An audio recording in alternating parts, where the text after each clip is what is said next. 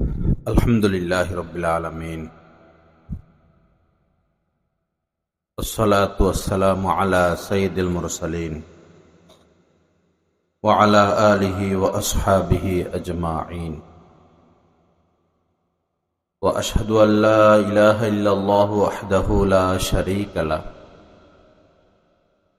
Wa ashhadu anna Muhammadan abduhu wa rasuluh. Amma ba'd. قال النبي صلى الله تعالى عليه وسلم كل أمتي يدخلون الجنة إلا من أبى قيل ومن يأبى يا رسول الله قال من أطاعني دخل الجنة ومن عصاني فقد أبى أو كما قال عليه الصلاة والسلام. وقال رسول الله صلى الله عليه وسلم ما تركت بعدي فتنة أضر على الرجال من النساء. وقال عليه الصلاة والسلام فاتقوا الدنيا واتقوا النساء فإن أول فتنة بني إسرائيل كانت من النساء. وقال رسول الله صلى الله عليه وسلم الدنيا كلها متاع وخير متاع الدنيا المرأة الصالحة أو كما قال عليه الصلاة والسلام. اللهم صل على سيدنا ومولانا محمد وعلى آل سيدنا ومولانا محمد وبارك وسلم. أستغفر الله الذي لا إله إلا هو الحي القيوم وأتوب إليه. আল্লাহ পাক জাল্লা জালালুহু আমাদের সবাইকে মাফ করে দেন, এই মজলিসকে কবুল করে নেন, রব্বুল আলামিন এই প্রতিষ্ঠানকে কবুল করে নেন। এই এলাকার সকল নারী পুরুষ ছেলে মেয়ে সবাইকে আল্লাহ পাক মাফ করে দেন। যারা দুনিয়া থেকে বিদায় নিয়েছেন, কবরে শাহিত আছেন, আল্লাহ পাক তাদেরকেও মাফ করে দেন। আল্লাহ পাক আমাদের অন্তরাত্মার মধ্যে ভরপুর নূর দান করেন। রব্বুল আলামিন নূরানি জিন্দেগি আমাদেরকে দান করেন। আল্লাহ পাকের সাথে গভীর নিবিড় সম্পর্ক নসিব করে দেন। লা ইলাহা ইল্লাল্লাহ। আমরা কত কিছু স্মরণ করি, স্মরণ করতে থাকি, মনে করতে থাকি, কিন্তু এত হতবাগা যে আল্লাহ পাকের কথা আমাদের স্মরণ খুব কমই হয়, খুব কম হয়। অথচ উচিত ছিল সব সময় যেন আমরা আল্লাহ পাককে স্মরণে রাখি। আল্লাহ পাক এমনটাই পছন্দ করেন। মানুষ বিভিন্ন কাজে ব্যস্ত থাকবে, আর দুনিয়া দারুল আসবাব। শীত লাগে, এখন তো গরম জামা গায়ে দিতে হবে, ময়লা লাগলো এখন হাত ধুইতে হবে, ক্ষুধা লাগলো খাইতে হবে, ঘুম আসলো ঘুমাতে হবে, আয় রোজগার করতে হয়, ব্যবসা বাণিজ্য করতে হয়। এগুলো হাত পায়ের কাজ, ব্রেনের কাজ, চোখের কাজ, জবানের কাজ। অন্তরের কাজ হলো আল্লাহকে স্মরণে রাখা। সুবহানাল্লাহ। এজন্যই আল্লাহ পাক অন্তর সৃষ্টি করেছেন। পবিত্র কোরআনের মধ্যে রব্বুল আলামিন বলেন যে উযকুর রব্বাকা ইযা নাসিতা, যখনই তুমি তোমার প্রভুকে ভুলে যাও তখনই আবার স্মরণ করো। ভুলে গেলেই আবার ঘুরে ফিরে আল্লাহকে স্মরণ করো, স্মরণে রাখো। উযকুর নাফসাকা উযকুর রব্বাকা ফি নাফসিকা। অন্য আয়াতে রব্বুল আলামিন বলেছেন মনে মনে সব সময় তোমার প্রভুকে তুমি স্মরণে রাখো, মনে মনে। কখনো যেন এমন না হয় আমরা আল্লাহকে ভুলে যাই। ভুলে গেলে আবার স্মরণ, ভুলে গেলে আবার স্মরণ, ভুলে গেলে আবার স্মরণ। মুখে সব সময় জিকির করা যায় না। মানুষ দুর্বল, খলিকাল ইনসানু দাঈফা। আমরা সৃষ্টিগতভাবেই দুর্বল। আর শেষ জামানার মানুষ তো বেশি দুর্বল। মুখে সবসময় জিক্রুল্লাহ সম্ভব না, কিন্তু অন্তরকে আল্লাহ পাক এমনভাবে সৃষ্টি করেছেন, সার্বক্ষণিকই অন্তর আল্লাহকে স্মরণে রাখতে পারে, কোনো তার ক্লান্তি আসে না, বরং রূহ আত্মা আরো শক্তিশালী হয়। এবং রূহ এত শক্তিশালী হয় যে আল্লাহ পাক পর্যন্ত সে চলে যেতে পারে বেশি বেশি স্মরণের দ্বারা। আল্লাহ আমাদেরকে সেই তৌফিক দান করেন। সব সময় চেষ্টা করব আমরা আল্লাহকে যেন আমরা না ভুলি। ভুলে গেলে আবার স্মরণ, ভুলে গেলে আবার স্মরণ। আমরা হতভাগারা তো যেমন এই অন্তর যে ক্লান্ত হয় না স্মরণের দ্বারা, এটার উদাহরণ হলো ফ্রিজ তৈরি করে। ফ্রিজ তো এই আবার পাখাও তৈরি করা হয়। একটা পাখা যদি বন্ধ না হয়, চলতেই থাকে, এটা কয়েল জ্বলে যায়।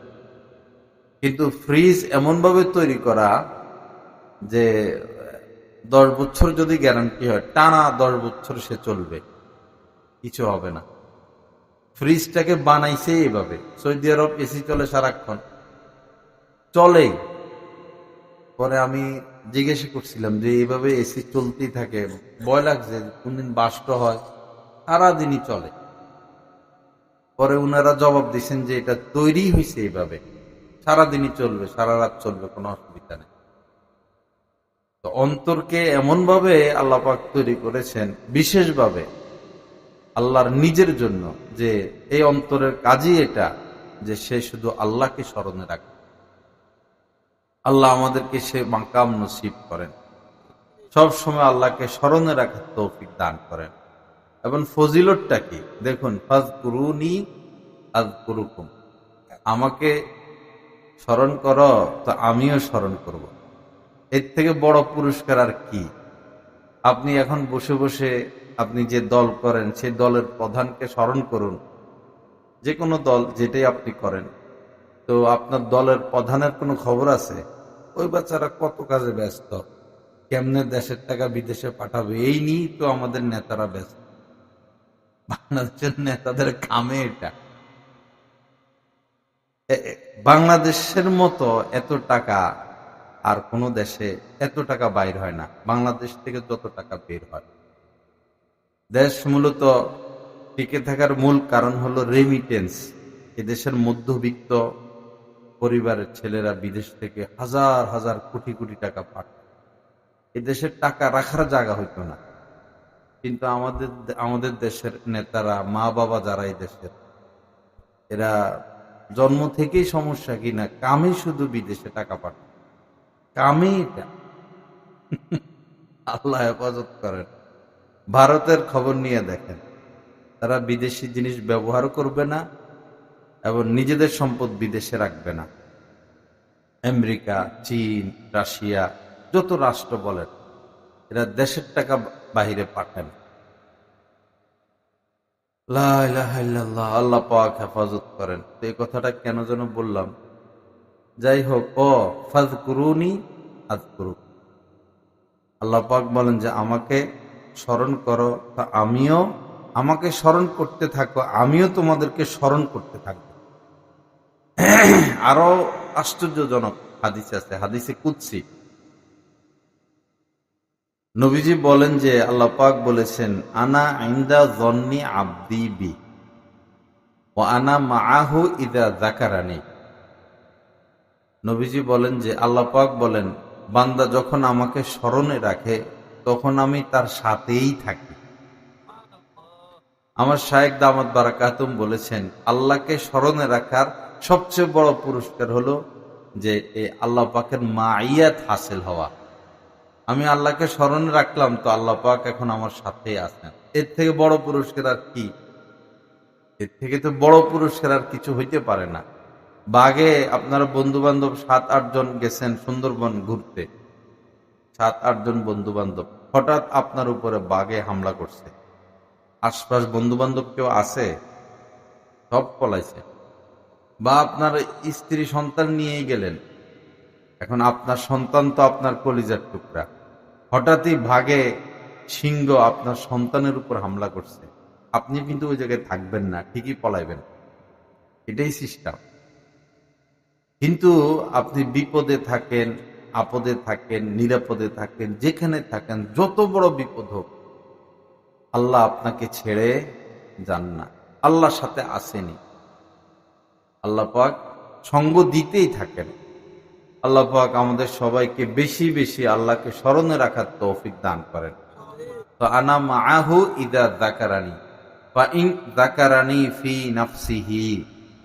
আল্লাহ পাক বলেন, বান্দা যদি আমাকে মনে মনে স্মরণ করে, মনে মনে স্মরণ করি না কত কিছু, তো আল্লাহ পাক বলেন যাকারতুহু ফি নাফসি, তো আমিও তাকে মনে মনে স্মরণ করি। সুবহানাল্লাহ, পুরস্কারটা কি!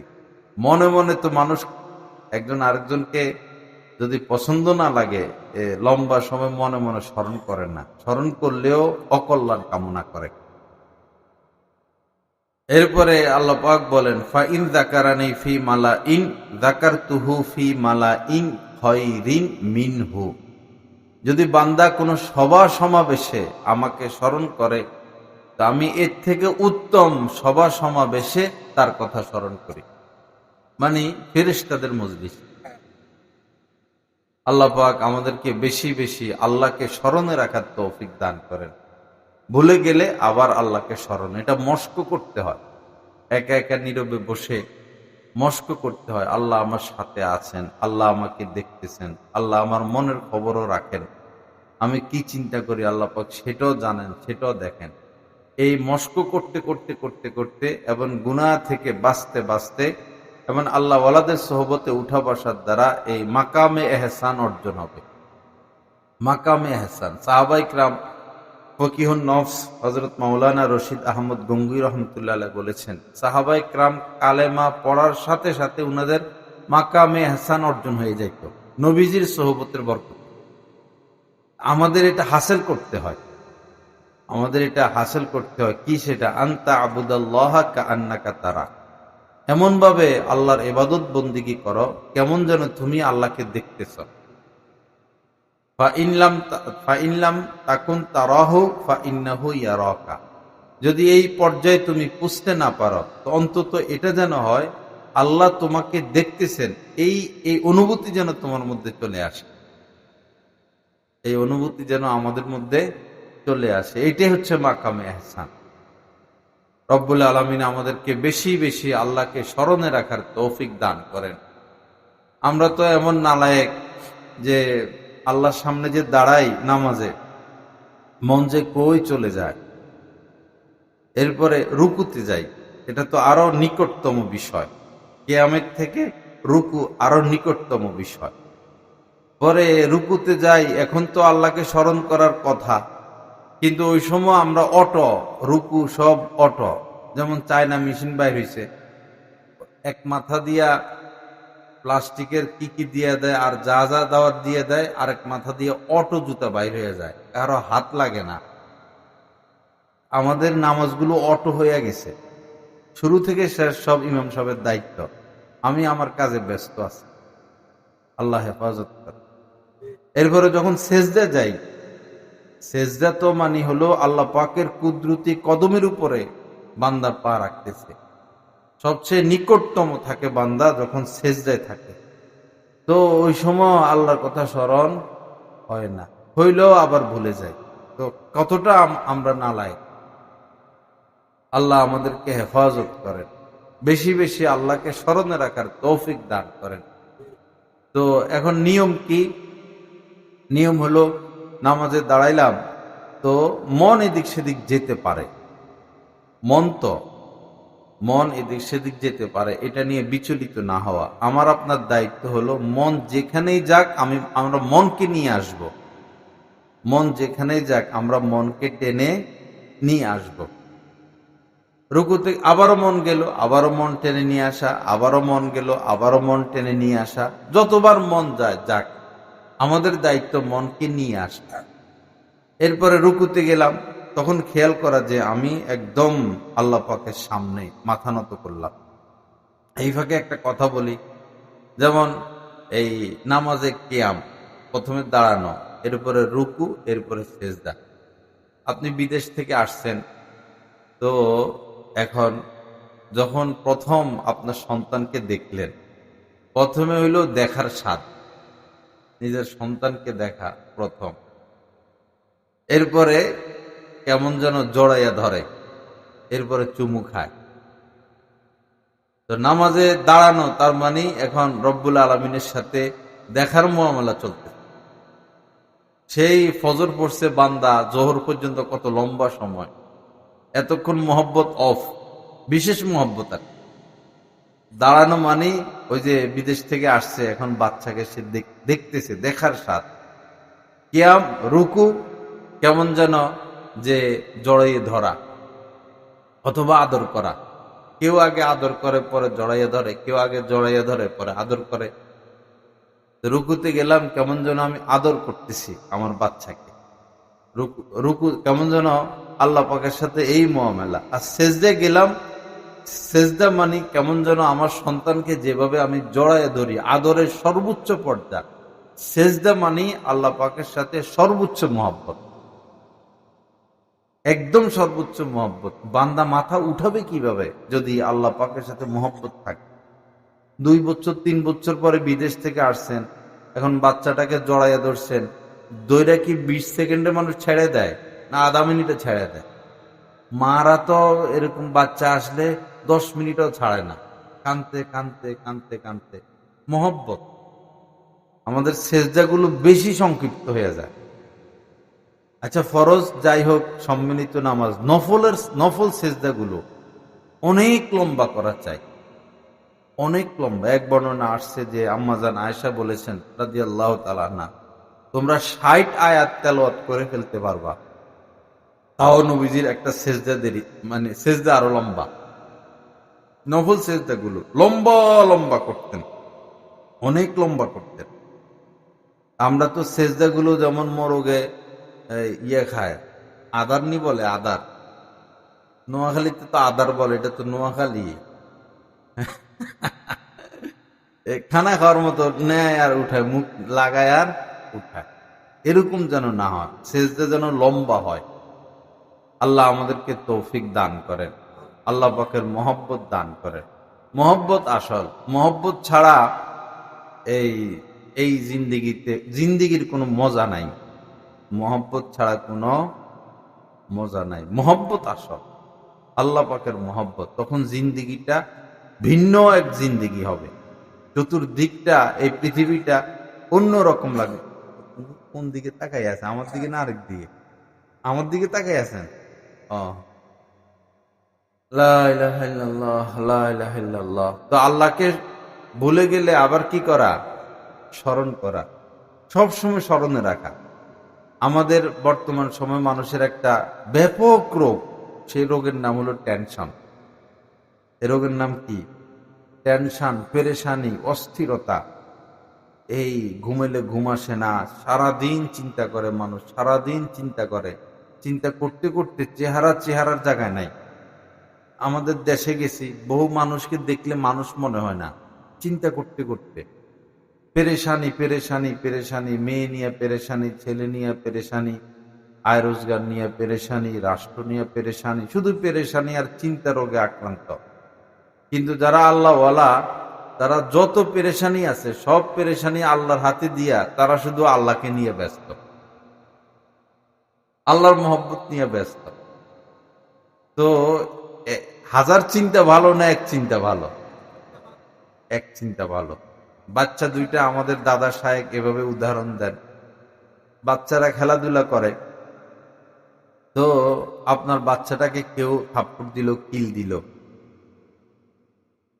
পরে আপনি যাওয়ার পরে আপনার বাচ্চাটা ওই বিচার দিল যে ওই ছেলেটা আমারে কিল দিছে, থাপ্পড় দিছে, ধাক্কা দিছে, গালি দিছে, ধমকাইছে, আমাকে মারবে।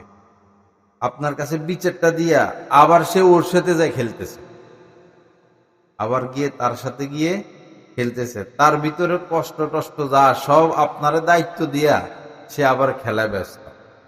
আমাদের নানা দৈনন্দিন যত পেরেশানি, যত অস্থিরতা থাকবেই, এটা সেটা ওইটা সব আমরা মুনাজাতে আল্লাহর আল্লাহ পাকের কুদরতি হাতে সব ন্যস্ত কইরা আমরা আল্লাহকে নিয়ে ব্যস্ত থাকি। এই হোক আমাদের জিন্দেগি। আল্লাহ পাক সবাইকে কবুল করেন। এজন্য দোয়া মুনাজাত আমার শায়েখের কাছে যখন আমরা ছাত্র জীবনে যাইতাম, তো দেখতাম যে যেমন মাগরিব পড়লেন 3 রাকাত, এরপরে তো দোয়া করতেন, এরপরে আবার 2 রাকাত সুন্নত পড়ে আবার দোয়া, লম্বা দোয়া, আবার নফল পড়লেন 2 রাকাত, আবার লম্বা দোয়া, দোয়ার উপরেই আছেন। কোথায় সফরে যাবেন, এই সুরুজকে বলো গাড়ি বাইর করতে, তো এই কোনো কারণে হয়তো নামাজ পড়ছেন বা নামাজ পড়বেন বা দোয়ায় মশগুল হইলেন, এদিকে আধা ঘন্টা শেষ, গাড়ি অপেক্ষা, ড্রাইভার অপেক্ষা, সবাই অপেক্ষা, মুনাজাতে ব্যস্ত। আসল কাম তো এটা। আমরা তো চেষ্টা নিয়ে ব্যস্ত বেশি থাকি। চেষ্টা করে আমরা কি করব? আমরা আল্লাহর কাছে ছেড়ে দিই, আল্লাহর কাছে ছেড়ে দিয়ে আল্লাহর দরবারে দোয়া মুনাজাত করে এরপরে আমাদের সামর্থ্য অনুযায়ী আমরা চেষ্টা করব। আজমিলু ফিত তলাবি ওয়া তাওয়াক্কাল আলাল্লাহ। নবীজি বলেছেন যে চেষ্টা যেটা করার করো, ভালোভাবে করো, বাকি আল্লাহর উপর ভরসা করো। ভরসা আল্লাহ পাকের উপর।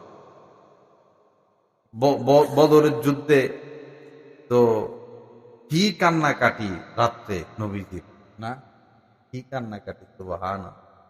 ওই কথাগুলো আসছে, কি দোয়া বলে বলে কাঁদছেন, কি বলে বলে আল্লাহ পাক আল্লাহ রাসূল দোয়া করছেন। অথচ তিনি তো নবী তো বিজয় হবেই, এরপরও রাত্রে কি কান্নাকাটি। সবই আছে, আমাদের কান্নাকাটি নাই, কান্নাকাটি চলে গেছে। অথচ আসল মজা হলো কান্নার মধ্যে। এই পৃথিবীতে যতগুলো দেশি মুরগি আছে, উদাহরণস্বরূপ সকল দেশি মুরগির যে রানটাই তো মানুষ পছন্দ করে, রানগুলোকে যদি জমা করা যায় আর স্বাদগুলোকে যদি যোগ করা যায়, যে স্বাদটা কি পরিমাণ, পৃথিবীর সকল দেশি মুরগির রানের মজাকে যদি এক পাল্লায় রাখে আর আল্লাহর মহব্বতে যে গরম গরম পানি বাইর হয়, চোখের পানি, এটাকে আরেক পাল্লায় রাখা হয়, তো আল্লাহর কসম এই এক ফোঁটা চোখের পানি ভারী হবে মজার দিক থেকে। এটা হলো আসল মজা। এজন্য কান্নারও মস্ক করতে হয়, চেষ্টা করতে হয়। এটা এমনি যে এসে যাবে এরকম না। বহু মানুষ আছে 2 বছর চেষ্টা করার পর সফল হয়েছে। 2 বছর চেষ্টা করছে, কাজ হয় নাই, 2 বছরে মাথায় চোখের পানি জারি হয়েছে। কেউ আছে যে 3 বছর, কেউ আছে 5 বছর, কেউ আছে 7 বছর, কেউ আছে 10 বছর, 15 বছর পরে চোখের পানি আল্লাহ পাক দান করছেন। এজন্য নবীজি বলছেন যে ইনলাম তাবকু ইবকু, কান্নাকাটি করো। বা ইনলাম তাবকু, যদি কানতে না পারো তো ফাতাবা কাও, কান্নার চেষ্টা করো। হাউমাউ করলো এটা আল্লাহ পাকের কাছে প্রিয় লাগে, মহব্বত লাগে। এটার উদাহরণ আমাদের শায়েখ এভাবে দেন যে আপনি বাসায় আসছেন, ছোট বাচ্চাটা কাঁদতেছে, ছোটরা এমনি কেঁদে দিতে পারে, চোখে পানি, কি হইল, কান্দে কেন? তো স্ত্রী বলতেছেন যে তুমি বাসায় আসছ, বাচ্চার জন্য কিছু আনলা না, মজা টজা, কানবে না? তো বাবা যাইয়া নিচ থেকে দোকান থেকে একটা চিপস আইনা বাচ্চার হাতে দিল, এই চোখের পানি থাকা অবস্থা আবার হাসা দেয়। আজীব কারবার, মন নরম তো, নিষ্পাপ, এজন্য পানি চলে আসে। পরে এর বড় যে বাচ্চাটা, হে বারান্দায় যাইয়া ও করে, এক ফোঁটা চোখের পানিও নাই, এটা বড় হয়ে গেছে তো, কোনো চোখের পানি নেই। এ কান্দে না, কান্নার ভান করে, কান্নার ভান ধরছে, কান্না আসে না, ও করে কান্দে। তখন বাবা বলতেছে ওর আবার কি হলো? তো মা বলতেছে তো তুমি ছোটটার জন্য আনলা, বড়টার জন্য আনবা না? তো পরে বাবা যাইয়া ওর জন্য আনে। তো দেখুন, একজনে কেঁদে চিপস পাইল, আরেকজনে কান্নার ভান কইরা চিপস পাইল। অনুরূপ ভাবে আল্লাহর দরবারে যে কাঁদে সেও পায়, যে কান্নার ভান করে সেও পায়। সুবহানাল্লাহ। ওয়ালা তাকনাতু মির রাহমাতিল্লাহ। আল্লাহ পাক বলেছেন যে আল্লাহর রহমত থেকে কেউ নিরাশ হইও না। নিরাশ হইতে নাই, কেউ যেন নিরাশ না হয়, কেউ না। বরং যারা বেদাতি, যারা বেশি খারাপ, মাজারে গিয়া সেজদা দেয় এরকম আছে, এই দল এই দল। মুসলমানদের মধ্যে কত দল, ওহাবি, সুন্নি, আটরশি, মাইজভান্ডারি, শিয়া, আহলে হাদিস, কত দল। যত দলের হোক, যত মতাদর্শের হোক, যে যে লাইনের হোক, মৃত্যুর আগে যদি তওবা নসিব হয়, ঈমান নসিব হয়, ইনশাআল্লাহ আমরা সবাই জান্নাতে যাব। সবাই আমরা জান্নাতে যাব আল্লাহর নাম নিয়ে। এজন্য নিরাশ হইতে নাই। আর যদি কোনো মুসলমান কোনো কারণে শাস্তিও ভোগ করে, জাহান্নামে যায়, কেউ জাহান্নামে গেল, তওবা নসিব হইল না, ঈমান ঠিক আছে, মৃত্যুর আগে তওবা নসিব হইল না, পাপ অবস্থায় চলে গেল। যেমন যারা ফাঁসি দেয়, তো এরা তওবা করার সুযোগ পায় না, কারণ পাপ অবস্থায় তারা বিদায় নেয়। অথবা যারা চুরি করে, এই আমাদের এলাকায় কারেন্টের তার চুরি করতে উঠছে রাত্রে, পরে এই মানুষ সকালে গিয়ে দেখে যে ঝুলে রয়েছে, তো সে তো তওবার সুযোগ পায় নাই। আর চোর যখন চুরি করে তখন ঈমান বের হয়ে যায়, ঈমান ঝুলে। কেউ যখন জিনা করে তখন তার মধ্যে ঈমান থাকে না, এটা বের হয়ে যায়। চোর যখন চুরি করে তখন ঈমান থাকে না, ঈমান বের হয়ে যায়। তো এই যে বেচারা যে চুরি অবস্থায় মারা গেল, সে তো তওবার সুযোগ পায় নাই। যারা আত্মহত্যা করে তারা তওবার সুযোগ পায় না। এরকম অনেক মানুষই আছে তওবার সুযোগ পায় না। আল্লাহ আমাদেরকে মাফ করে। তো এরাও তো ঈমান তো ছিল, জাহান্নামে তো এখন যাবে, গেলেও মুসলমান যারা জাহান্নামে যাবে, গেলেও কাফেরদের মতো এরকম শাস্তি হবে না। বরং নবীজি বলেছেন আমাতাহুল্লাহু ইমাতাতান, আল্লাহ পাক তাদেরকে এমন এক মৃত্যু দিয়ে দিবেন ওই জাহান্নামে, যে আযাব টাযাব কিছু তারা টের পাবে না। যাইয়া জাহান্নামে একটা ঘুম দিবে, শাস্তির সময় শেষ, উঠে জান্নাতে ঢুকে যাবে। যেমন ডাক্তাররা অপারেশন করে না, পেট কেটে বাচ্চা বের করে, এরপরে বড় বড় অপারেশন করে, হাত কেটে ফেলে, পা কেটে ফেলে, এই পেট কেটে ফুসফুস আলাদা করে ফেলে, কিডনি আলাদা করে, পাটে ফাটে এগুলো বাইর করে ধুয়ে দেয় ডাক্তাররা, আলাদা আলাদা রাইখা দেয়, সব ওয়াশ করে, কত কাজ করে, আবার একটা একটা করে ফিটিং দেয়। ওই বেচারার কোনো খবর আছে? আল্লাহ পাক এমন কিছু করে দিবেন মুমিন মুসলমানকে জাহান্নামে, ইনশাআল্লাহ তারা এরকম কাফেরের মতো শাস্তি ভোগ করবেন। ঈমান কত বড় দৌলত, ঈমান কত বড় দৌলত। কিন্তু যদি ঈমান হারা হয়ে কেউ মারা যায়, মুসলমানই কোনো কারণে ঈমান হারা হয়ে মারা গেল, তো খালিদিনা ফিহা আবাদা, কোনদিন সে জাহান্নাম থেকে মুক্তি পাবে না। একজন মুসলমান, সে সুইফার, ময়লা পরিষ্কার করে, অথবা সে মুছি, জুতা শিলায়, কিন্তু ঈমান আছে। আর 100 জন কাফের, এরা বাদশাহ, এরা শিল্পপতি। তো 100 জন বাদশাহ কাফের মারা গেল, যাবে কোথায়? জাহান্নামে। আর ওই বেড়া সুইফার, মুসি, ঈমানটুকু আছে, কোথায় চলে গেল? জান্নাতে চলে গেল। তো ঈমান কত দামি জিনিস, কত দামি বস্তু। আল্লাহ পাক আমাদেরকে ঈমান লালন করার তৌফিক দান করেন। এজন্য এমন কথা বলবো না যে ঈমান চলে যায়, ঈমান বিধ্বংসী কোনো কথা আমরা বলবো না। যেমন কেউ কেউ বলে যে রোজা নামাজ যেমন, মূর্তি পুজো এমন, নাউজুবিল্লাহ। তো ঈমান তো চলে গেছে। ঈসা মুসা যেমন হিন্দুদের কি ভগবান নাকি তাদের দেবতাদের নাম, হেরাও এরকম, তো ঈমান তো চলে গেছে। এক মন্ত্রী সাহেব, সে বলছেন যে আমি হিন্দুও না, আমি মুসলমানও না। তো তার কি ঈমান আছে? অথচ তার বাপ মুসলমান, তার নাম ইসলামী নাম। আমি হিন্দুও না, আমি মুসলমানও না। পরে বেচারা নির্বাচনের আগেই মারা গেছে, কিন্তু মানুষের কাছে এটা গোপন রাখছে, ফ্রিজের মধ্যে ঢুকে রাখছে। নির্বাচন চলতেছে, এমপির নামে সবাই ভোট দিতেছে। এমপি তো দুনিয়াতে নাই, এমপি আছে ফ্রিজের মধ্যে, কোরবানি গরু গোশত। শাস্তি আর কি এগুলো? আল্লাহ হেফাজত। রাজনৈতিক লোকেরা ময়ূরও শান্তি পায় না, ময়ূরও শান্তি পায় না। লা ইলাহা ইল্লাল্লাহ। ইদানিং কি গাড়ি বাইর হইছে, মা মারা যায়, বাবা মারা যায়, ছেলেরা সব বিদেশে।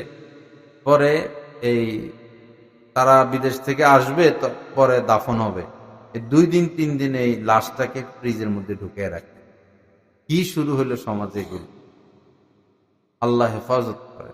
এ কি মাছ, পদ্মার ইলিশ, না দেশি মুরগি আপনি ফ্রিজে ঢুকিয়ে রাখবেন? নবীজি বলেছেন, যতদিন এই উম্মত 3 কাজ তাড়াতাড়ি করবে ততদিন কল্যাণের উপর থাকবে। 3 কাজ। আর যখন থেকে এই 3 কাজ দেরিতে করবে তখন আর তারা কল্যাণের উপরে থাকবে না। 3 কাজ দ্রুত করতে হয়, করলে কল্যাণের উপর থাকবে। এর মধ্যে একটা হলো, মানুষ মারা গেলে দ্রুত দাফন কাফনের ব্যবস্থা করা। ঢাকা মারা গেছে, লাশ আর এলাকায় না আনা, ঢাকায় দাফন করা দ্রুত, যত দ্রুত সম্ভব। লাশ দেশে আনা কি প্রয়োজন? সেখানে মারা গেল, সেখানে তার দাফনের ব্যবস্থা করা। আমাদের সমাজে এখন চালু হইলো, এক হইলো বিদেশ থেকে আসবে আসবে অপেক্ষা রাখে। আরেকটা হইলো, এই লাশকে যখন জানাজা পড়াবে, তো এই লাশ রাইখা এই বক্তব্য বক্তব্য বক্তব্য, মানুষ বিরক্ত হয়ে যায়। রৌদ্রে সবাই দাঁড়ায় থাকে, আর ওরা বক্তব্য বক্তব্য বক্তব্য, সবাই শুনেও না। 400-500 মানুষ একজনে বক্তব্য দেয় মাইক ছাড়া।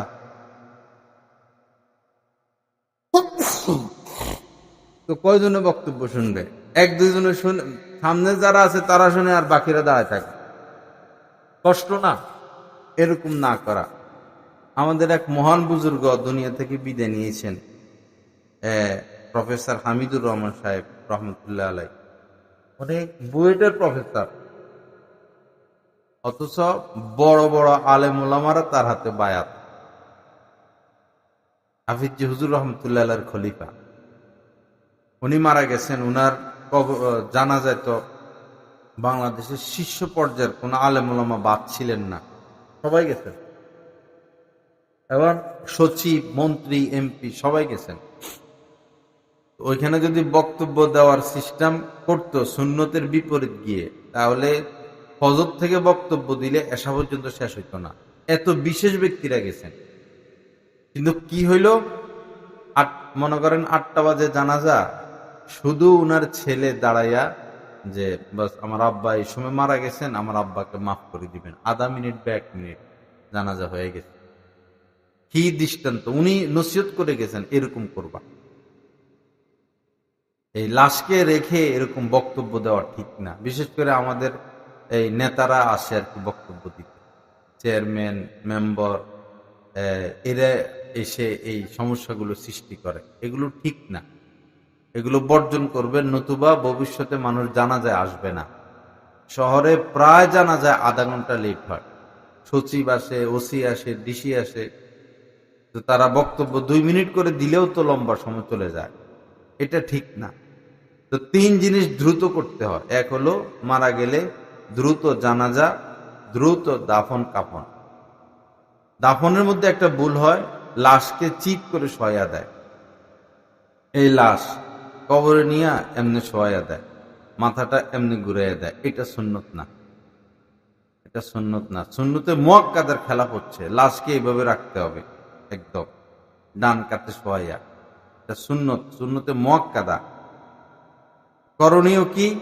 এই কবর খনন করে, কবর তো খনন হইল, পরে কবরের ভিতরে আরেকটা গর্ত করা, ওই পাশে কেবলার দিক আরেকটা গর্ত করে, লাশের সাইজে সাইজে গর্তটা করা। কমপক্ষে 1 বিঘাতের উপরে গর্ত করা।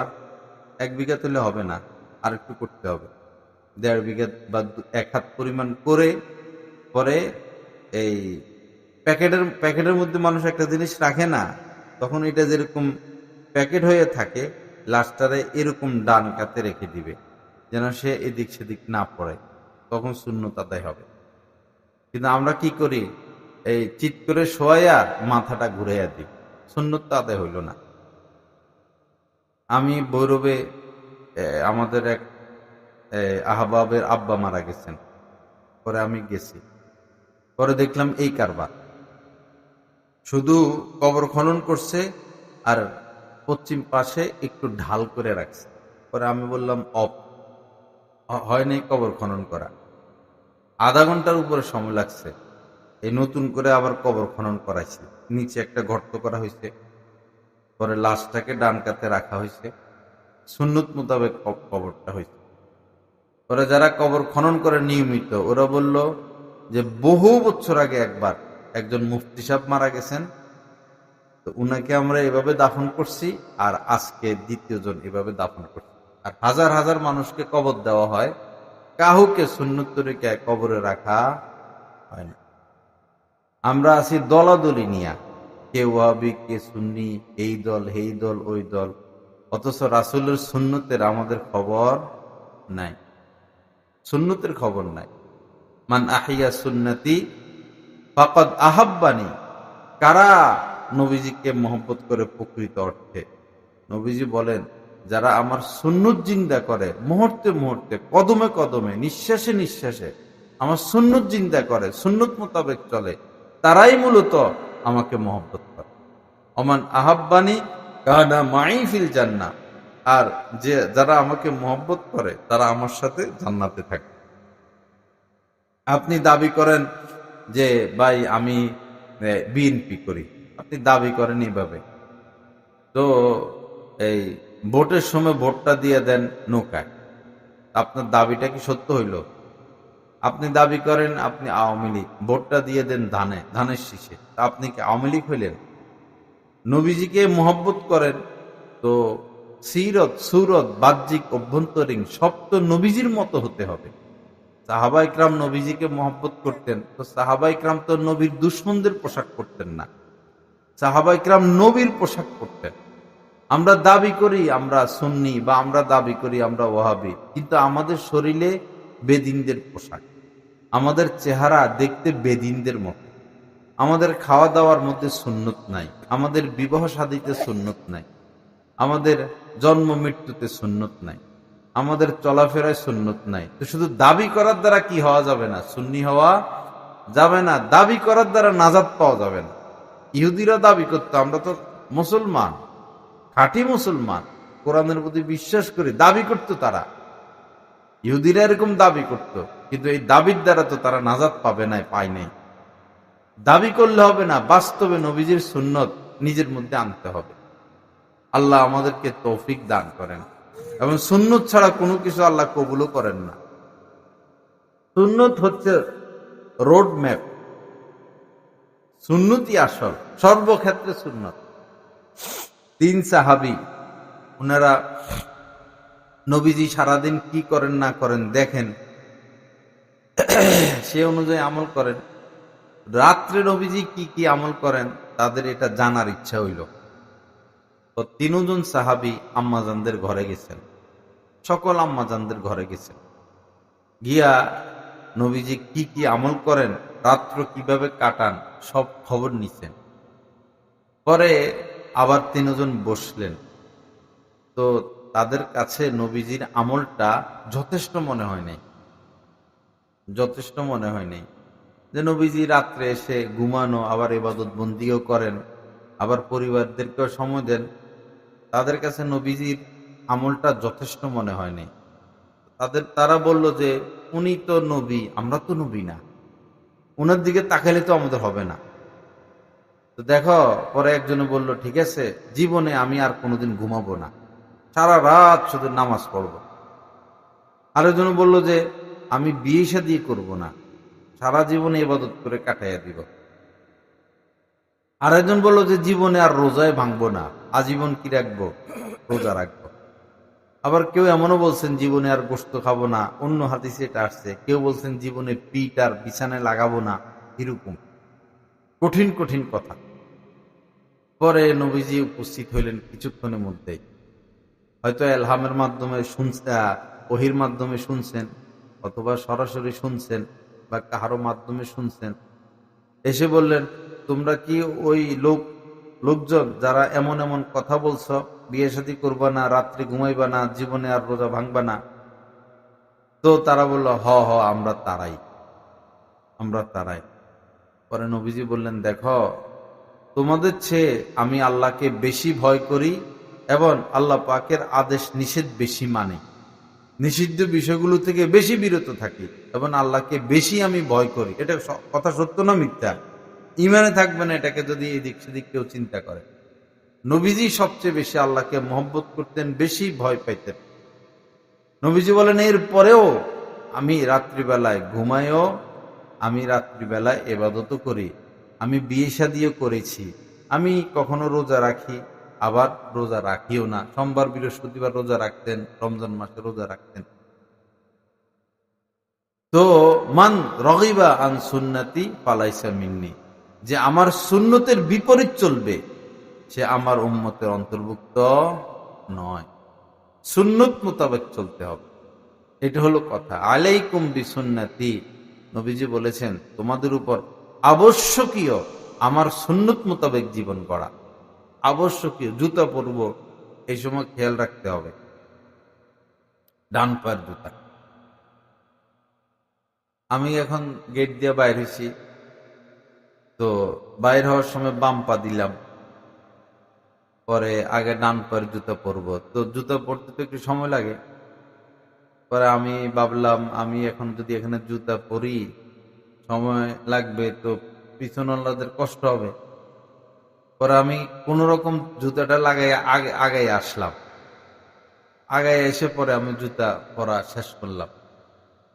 তো এখানে কতগুলো কথা চিন্তা করা লাগছে। এক হলো বাম পা দিয়ে বের হওয়া, আবার ডান পায়ের জুতা পরা, আবার কেউ যেন কষ্ট না হয়, কেউ যেন কষ্ট না পায়। মসজিদে যারা আগে যায় তারা জুতাগুলো রেখে মসজিদে প্রবেশ করে, আর যারা পরে যায় অনেকেই জুতা পরে তাদের জুতার উপর দিয়ে হেঁটে যায়, জুতার মধ্যে ময়লা লাগে।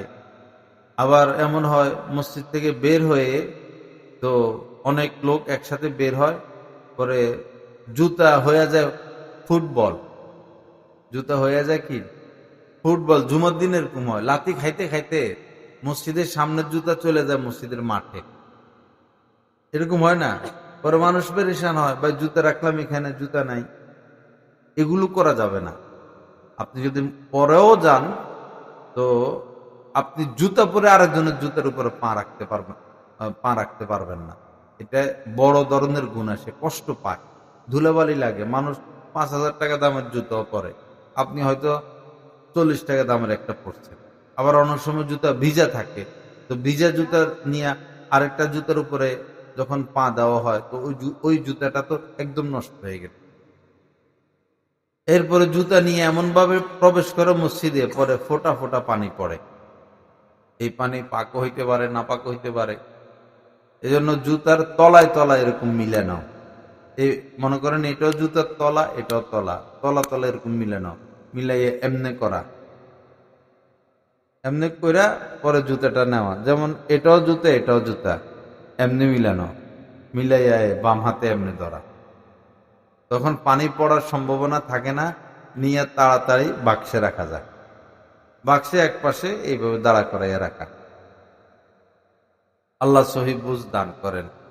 সুন্নতের চেয়ে সুন্দর কোনো কিছু নাই, সুন্নতের চেয়ে সুন্দর কোনো কিছু নাই, সুন্নতের চেয়ে বড় কোনো বিজ্ঞান নাই, বড় কোনো চিকিৎসা নাই, বড় কোনো জীবন ব্যবস্থাপনা নাই। পৃথিবীর সকল ডাক্তার, সকল ইঞ্জিনিয়ার, সকল জ্ঞানী গুণী সবাই মিলে যদি গবেষণায় বসে যে এই রাত্রে ঘুমানোর সিস্টেমটা সবচেয়ে উত্তম কি, সকল জ্ঞানী গুণীরা, ডাক্তার, ইঞ্জিনিয়াররা বসে যদি একটা সিদ্ধান্তের উপর উপনীত হয়, একটা সিদ্ধান্ত নেয়, আর তাদের সিদ্ধান্তটা যদি সঠিক হয়, আপনি দেখবেন এই সিদ্ধান্ত 1450 বছর আগে নবীজি দিয়ে গেছেন। এইভাবে ঘুমাইলে, এইভাবে ঘুমানো সুন্নাত। এখন দিন দিন যত চিকিৎসা উন্নতি পাচ্ছে, দিন দিন নবীজির সুন্নত গুলো এভাবে সামনে আসতেছে। সুন্নতের উপর কোনো চিকিৎসা নাই, জীবন বিধান নাই। সর্বক্ষেত্রে আমরা সুন্নত মোতাবেক চলি। সর্বক্ষেত্রে খানা খাই, প্লেটটা চাটা হয় না, আঙ্গুল চাটা হয় না।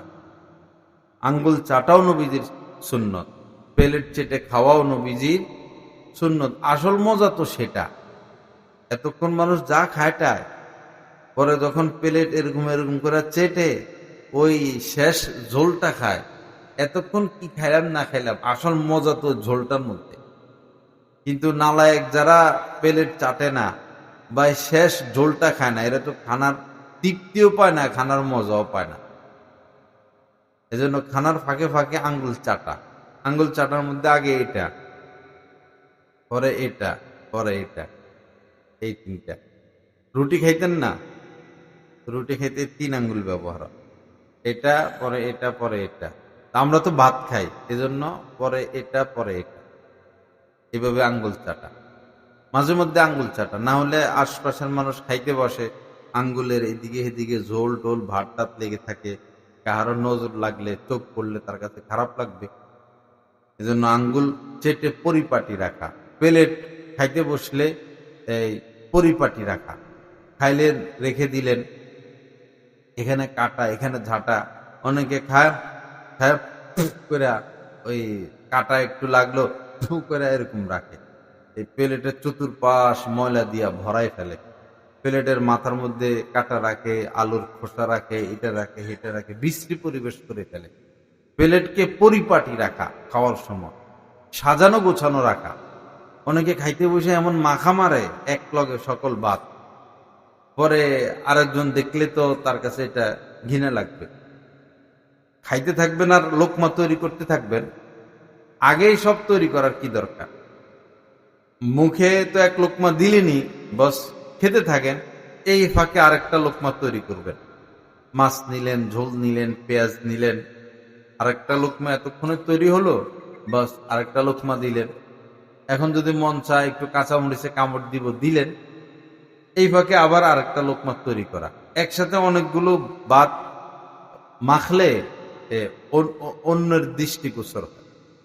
আবার একসাথে খাইতে বসলে এক প্লেটে 5 জন 7 জন, এরকম আমি দেখেছি যে ভাত আর বেচারার পেটে যায় না, শুধু গোস্তের টুকরার মধ্যে ঠাস ঠাস করে এরকম করে টান মারে, ওরকম করে টান মারে।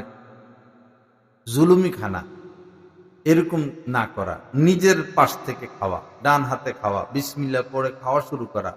খানার অনেক সুন্নত, খানার অনেক সুন্নত। আমার মনে হয় খানার সুন্নতের মধ্যে আমরা 5-7টা মানি না, 5-7টা মানি না। অনেক মজলিসে, এখানে তো আমি নতুন, যে এলাকায় সবাই আমাদের চিনে জানে মহব্বত করে, ওইখানে আমি বলি হাত উঠান, আজকে দুপুরে যারা খাইছেন আর 2 হাতের কবজি পরিমাণ ধুইয়া, 2 হাতের কবজি পরিমাণ ধুয়ে দুপুরে খানা খাইছেন, কে কে হাত উঠান।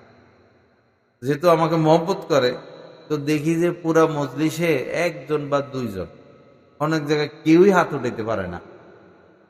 জনম পার করে দিল, বয়স এখন 60-70, রাসূলের সুন্নতটা আদায় হইল না। দুঃখজনক কথা। অবশ্যই 2 হাতের কবজি পরিমাণ ধোয়া, এটা নবীজির সুন্নত। এরপরে এই দস্তরখানা বিছিয়ে সমান জায়গায় বসা, অসুস্থ না হলে সমান জায়গায় বসা অনেক বেশি ফায়দা। সমান জায়গায় বসলে অনেক বেশি ফায়দা। এরপরে খানা আসলে এক দোয়া, খানার শুরুতে আরেক দোয়া। এরপরে বন প্লেট রাখা, কাটা জাটা সেখানে রাখা, কাটা হাড্ডি এগুলো রাখার আগে চুষে রাখা। আবার দেখা যায় অনেকে হাড্ডি টাড্ডি রাখে পানিতে, না, পানিতে না রাখা, শুকনো জায়গায় রাখা, কারণ এটা আরেকজনের খাবার, পিঁপড়ে খাবে। এখন যদি আপনি হাড্ডিটা চিবিয়ে পানিতে রাখেন, ছাড়টা চলে গেল, পিঁপড়া বেচারা মজা পাবে না, এটা তো তার খাবার। তো এটারে শুকনো জায়গায় রাখা, কিন্তু আবার ঝোল এগুলো যেন সাথে না যায়, চেটে এরপরে রাখা। খানার ফাঁকে ফাঁকে, খানার সময় কখনো আল্লাহকে ভুলতে নাই। খানার ফাঁকে ফাঁকে শুকরিয়া আদায় করা, লাকাল হামদু ওয়া লাকাশ শুকরু, যিনি দিচ্ছেন। এখন যে লাল শাক, সুবহান আল্লাহ, এই যখন প্লেটে দেওয়া হয় ভাত লাল হইয়া যায়, এক হলো খানার মজা আর এক হলো দেখার মজা। দেখার মজা আসল মজা, দেখার মজা আসল মজা, আসার সময় কোন এক দোকানে মূলা দেখলাম, মূলা। তো পরে চিন্তা করলাম যে হাল চাষ যে করে মানুষ, নাহলে 1 বিঘা নিচে যায় অথবা 1.5 বিঘা। তো মূলা তো দিয়ে 1 হাত লম্বা হয়। তো মূলা তো কত এই নরম জিনিস, এই এত শক্ত মাটি সে কিভাবে ব্যাক করলো। কিছু কিছু মূলা আছে টান দিলে পুরো আসে না, নিচে থেকে যায়। এই হলো একটা আশ্চর্য বিষয়। আরেকটা দেখেন, আমাদের এই হাতটাকে যদি 1 সপ্তাহ মাটির নিচে রাখে, হাতেটা থাকবো? লোহা এত শক্ত, ওই লোহাকেও তো মাটির নিচে রাখলে জং ধরে। আর এই মূলাটা দেখেন কতদিন মাটির নিচে, মনে হয় 1 মাস হইব। তো 1 মাসের উপরে মূলাটা মাটির নিচে, জং লাগছে, নষ্ট হয়েছে। দেহটা দেখেন কি সুন্দর, মূলার শরীরটা দেখেন কি সুন্দর। আজীব কারবার, মাটির নিচে থেকে শরীর এত সুন্দর। আমরা যদি কেউ পানির নিচে যাই, 1 সপ্তাহ পানির নিচে থাকি, শরীরের কি অবস্থা হবে। এই রুই মাছ যে পানি থেকে ধরা হয়, ইলিশ মাছ, কি সুন্দর শরীর, চিকচিক চিকচিক করে। রুই মাছের চেহারা কি সুন্দর, বডি কি সুন্দর, অবয়ব কি সুন্দর। কাতল মাছের অবয়বটা কি সুন্দর, দেহটা কি সুন্দর। এই পানির নিচে মাছগুলোর মধ্যে সৌন্দর্যতা কে ধরে রাখেন? আল্লাহ পাক ধরে রাখেন। আল্লাহকে দেখা যাবে না, কিন্তু দেখার আর বাকি রইল কি? দেখার আর বাকি রইল কি? কোনো বাসায় আপনি দাওয়াত খেতে গেছেন, এত মজার তরকারি, এত পরিপাটি। শুধু তরকারি মজা হইলে হয় না, যে সমস্ত মহিলারা চালু, এরা সুন্দর প্লেট পছন্দ করে এবং মাছগুলো রাখে একবারে সাইজ সাইজ করে করে প্লেটের মধ্যে। আবার কোন কোন বাসায় দেখি পুরো প্লেটে সাজাইয়া মাছগুলো রেখে পরে মধ্যখানে এই রসুনের 4-5টা কোষ অথবা কাঁচামরিচ সোয়াইয়া দেয় অথবা পেঁয়াজ কেটে, মানে ব্যবস্থাপনা এত সুন্দর। কোথাও দেখি টমেটোটাকে গোলাপ ফুলের মতো কেটে পরে মধ্যখানে বসাইয়া দেয়। তো এই যে এত পরিপাটি, এর দ্বারা বোঝা যায় না যিনি পাক করছেন ইনি অনেক যোগ্য মানুষ? বোঝা যায় কিনা? তাকে তো দেখা যায় না, সে পর্দার ভিতরে, কিন্তু লোকমায় লোকমায় তো তার কথা স্মরণ হয় যে কি হাতে পাকাইলো, কি সুন্দরে পাকাইলো, এত মজা, এত স্বাদ। তো মহিলাকে তো দেখা গেল না, কিন্তু দেখার কি বাকি রইল? বাকি তো রইল না, তার গুণগুলো তো সামনে চলে আসলো। এই পৃথিবীর আপনি যেদিকে তাকাবেন, আল্লাহকে দেখা যাচ্ছে না, দেখার মতো সে চোখ আমাদের নাই, দুনিয়াতে হবে না দেখা, কিন্তু দেখার আর বাকি রইল কি? কৃষ্ণচূড়ার যে পাতাগুলো, পাতার যে সেটিং, সুবহানাল্লাহ। একটা হলো বড় পাতা, বড় পাতার মধ্যে আবার এমনি বাইর হয়েছে, আবার এটার মধ্যে পিচ্ছি পিচ্ছি পিচ্ছি পিচ্ছি করে করে করে কোন হাতে এরকম এরকম করে লাগাইল। সুবহানাল্লাহ, আল্লাহ পাকের কুদরত দেখেন। কিছু কিছু বিষয় আছে আশ্চর্যকর। আমাদের মানব সন্তান আমরা যে ভূমিষ্ঠ হই, আমাদের জন্ম হওয়ার পরে যদি 1 মুঠ চাউল খাওয়াই দেয় বাচ্চাকে, একদিনের বাচ্চাকে, 1 সপ্তাহের বাচ্চাকে, বাচ্চাটা বাঁচবে? মুরগির বাচ্চা যে ডিম থেকে বাইর হইয়া এসে চাউল খায়, কি কারবার, কেমনে হজম করে? ডিম থেকে বাইর হইয়া এসে পোকা খায়, চাউল খায়, ধান খায়। হাঁস দেখছেন কিভাবে ধান খায়? হাঁসে খাইতে খাইতে খাইতে খাইতে খাইতে এইরকম গলা পর্যন্ত ফুলে যায়। এতগুলো ধান যদি আমরা খাই, বাসমো? তো এদেরকে কি পাকস্থলী আল্লাহ পাক দান করলে।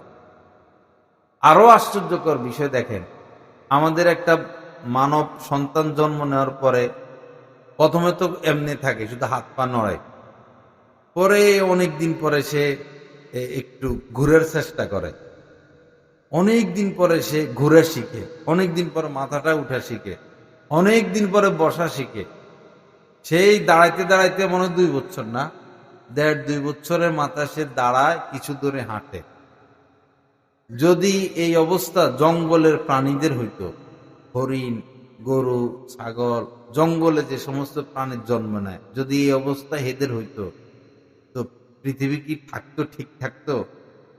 হরিণই জঙ্গলে পাওয়া যেত না, গরুই জঙ্গলে পাওয়া যেত না। একটা গর্ভবতী গাভী বাচ্চা জন্ম দিয়ে 2 বছর এর জন্য বসে থাকতো? এক জঙ্গলের হরিণের বাচ্চা হইয়া কিছুক্ষণ পরে হাঁটে, গাভীর বাচ্চা হইয়া কিছুক্ষণ পরে হাঁটে। কি আশ্চর্য বিষয়, কি কুদরত আল্লাহ পাক! কুদরত ছাড়া কি নাই, কোনো কিছু খালি নাই। ইয়াতাফাক্কারুনা ফি খালকিস সামাওয়াতি ওয়াল আরদি, যারা আল্লাহ ওয়ালা মুত্তাকি মানুষ, তারা আল্লাহ পাকের এই সৃষ্টি জীব নিয়ে কি করে, চিন্তা করে। রব্বানা মা খালাকতা হাযা বাতিলা, আর বলে আল্লাহ আপনি কোনো কিছু অযথা সৃষ্টি করেন নাই।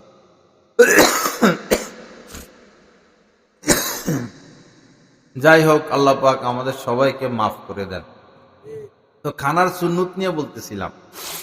খানার সুন্নত, দস্তরখানা বিছিয়ে খানা খাওয়া, কমপক্ষে বিসমিল্লাহ পড়া।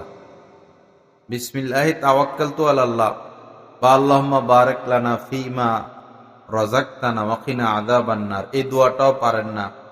বিসমিল্লাহি ওয়া আলা বারাকাতিল্লাহ, এটাও পারেন না, শিখে নিবেন।